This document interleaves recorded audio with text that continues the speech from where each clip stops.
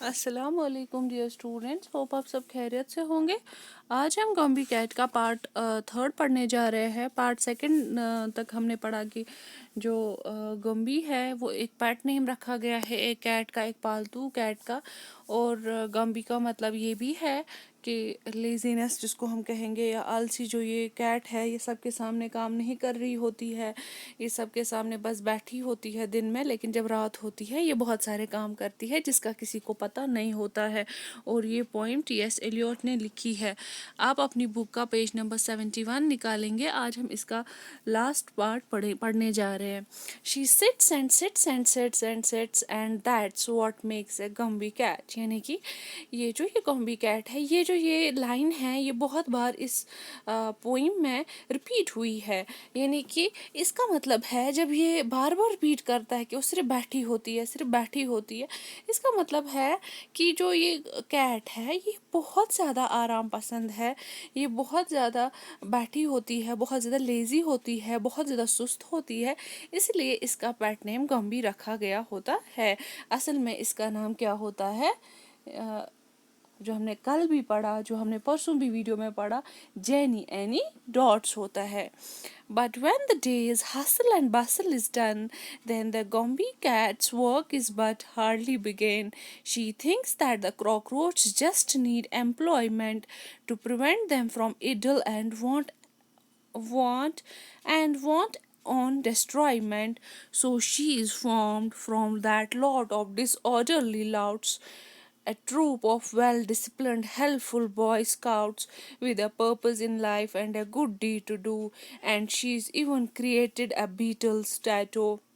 So for old Gombe cat, let's now give three cheers on whom well-ordered household depends, it appears.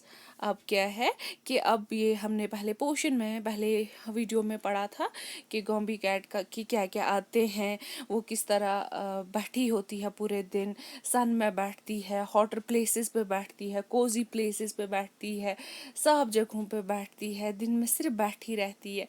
फिर हमने second part में पढ़ा किस तरह वो माइस को डिफरेंट आर्ट सिखाती है, क्रोचेटिंग सिखाती है, टैटिंग सिखाती है, म्यूज़िक उनको सिखाती है और उनको बिज़ी रखती है ताकि वो घर की चीज़ों को नुकसान ना पहुंचाए।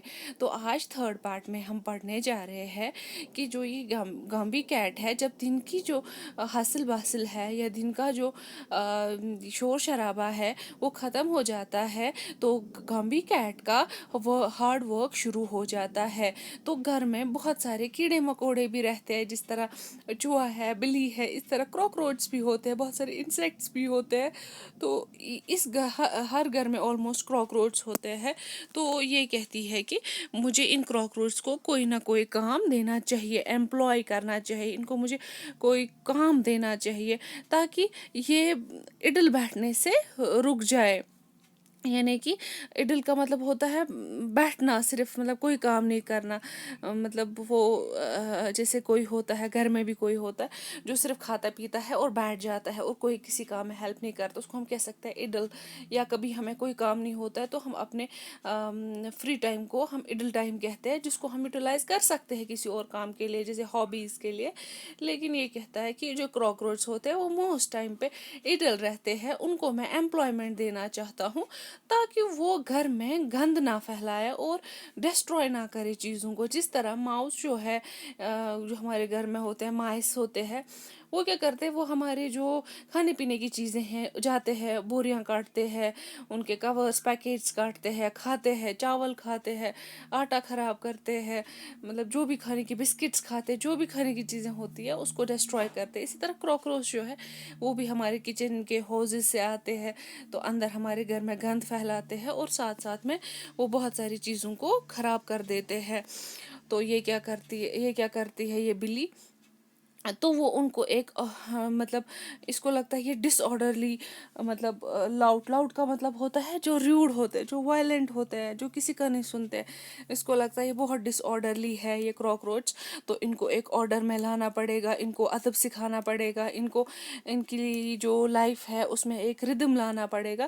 تو یہ ان کو کیا بناتی ہے، مطلب اسکاؤٹس بناتے ہیں، یہ ان کو ایک گروپس بناتے ہیں تاکہ ان میں ڈسپلن آ جائے. جس طرح ہم دیکھتے ہیں جو آرمی میں ہوتے ہیں یا پولیس میں ہوتے ہیں یا آرمڈ فورسز میں ہوتے ہیں، تو ان میں اسکاؤٹس بنائے جاتے ہیں تاکہ ایک گروپس بنائے جاتے ہیں. ان کو پراپر وے میں یونیفارم کے لیے کہا جاتا ہے، ان کو پراپر وے میں چلنے کو کہا جاتا ہے، ان کو ٹریننگس دی جاتی ہے.